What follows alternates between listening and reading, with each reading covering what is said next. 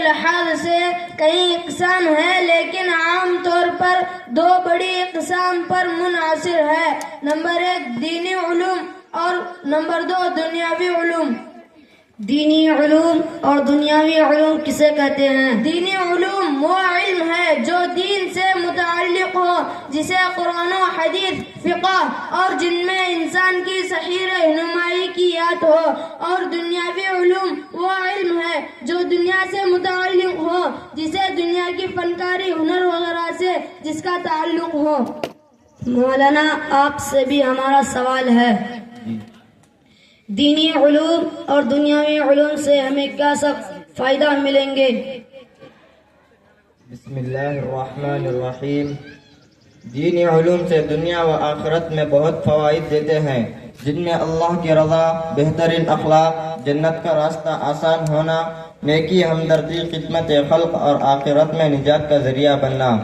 اور دینی علوم سے دنیاوی فائدہ یہ ہے کہ معاشرے میں امن و خوشحالی آنا، جہالت سے نجات ملنا، حق اور باطل میں تمیز کرنا، معاشرے میں امن و انصاف لانا اور ظلم کو ختم کرنا، یہ سب دینی علوم سے دنیاوی فائدہ ملتا ہے۔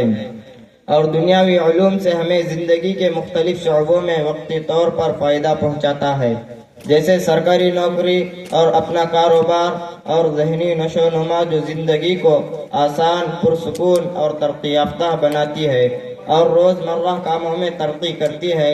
لیکن دنیاوی علم صرف دنیا ہی تک محدود رہنے والا ہے، آخرت میں اس کا کوئی صلہ نہیں ملے گا۔ اور دینی علوم سے انسان کو دونوں جہاں میں یعنی دنیا و آخرت میں کامیابی ملتی ہے یقیناً۔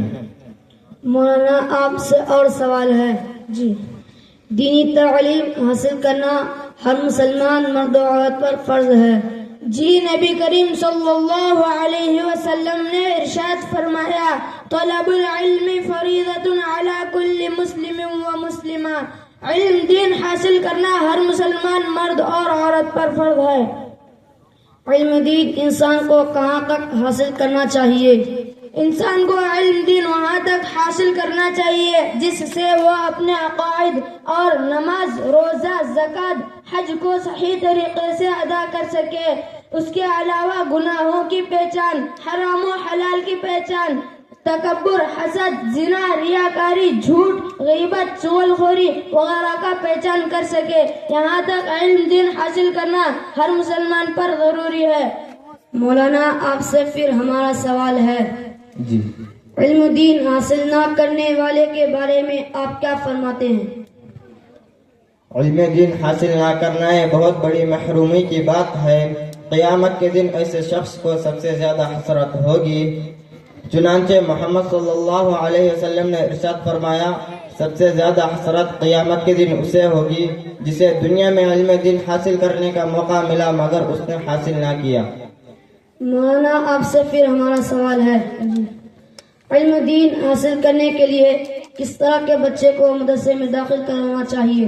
میں پیچھے یہ بات بیان کر چکا ہوں کہ علم دین حاصل کرنا ہر مسلمان پر فرض ہے، لیکن عام طور پر ہوتا کیا ہے کہ جو بچے والدین کے نزدیک سب سے نکما ہوتے ہیں اسے دین کی طرف بھیجتے ہیں۔ اس کے علاوہ جو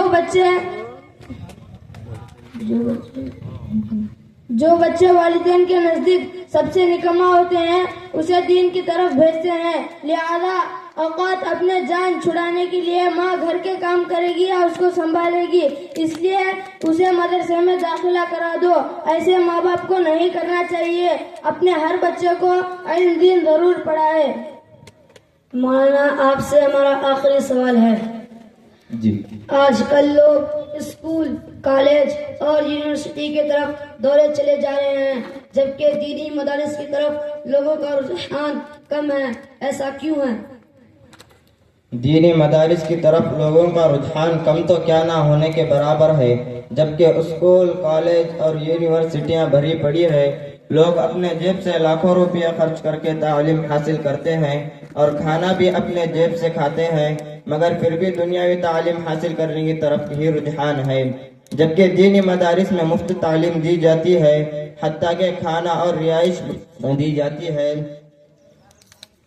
جو لوگ دینی تعلیم کی مخالفت کرتے ہوئے یہ کہتے ہیں کہ مولوی بنو گے تو مسجد کی روٹیاں کھاؤ گے، میں ان سے کہوں گا کہ آپ غور کریں کہ اگر آپ 5 وقت کی نماز نہیں پڑھتے تو اللہ پاک آپ کو توفیق دے، 5 وقت کی نماز پڑھے لیکن جمعہ کی نماز پڑھتے ہوں گے، تو بتائیے اگر مولوی نہ ہو تو کوئی افسر، کوئی وزیر، ماسٹر، فیکٹری کا مالک، انجینئر جمعہ کی نماز پڑھائے گا؟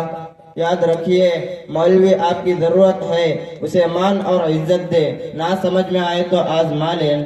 مریں گے تو کوئی ماسٹر، کوئی پروفیسر، کوئی سرمایہ دار، کوئی وزیر، منسٹر آپ کا نکاح اور جنازہ نہیں پڑھائے گا، یہی مولوی آپ کا نکاح اور جنازہ پڑھائیں گے، یہی مولوی آپ کو قبر میں اتاریں گے، یہی مولوی قرآن پاک کی صورتیں پڑھ پڑھ کر آپ کو ایصال ثواب پہنچائیں گے۔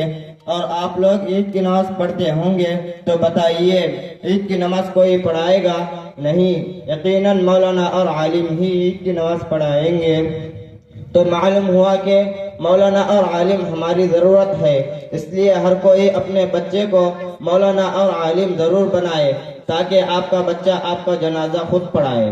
بہت بہت شکریہ مولانا صاحب، آج آپ ہماری آنکھیں کھول دیے اور ہمارے ہر سوالوں کے جواب دے دیے۔ انشاءاللہ ہم بھی اپنے گھر میں بھائی بہن اور آنے والے دنوں میں اپنے بچے کو دینی تعلیم ضرور دیں گے اور حافظ مولانا عالم ضرور بنائیں گے۔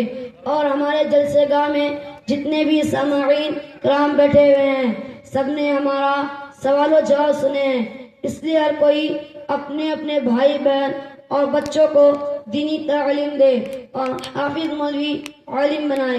السلام علیکم ورحمۃ اللہ وبرکاتہ۔ وعلیکم السلام ورحمۃ اللہ وبرکاتہ۔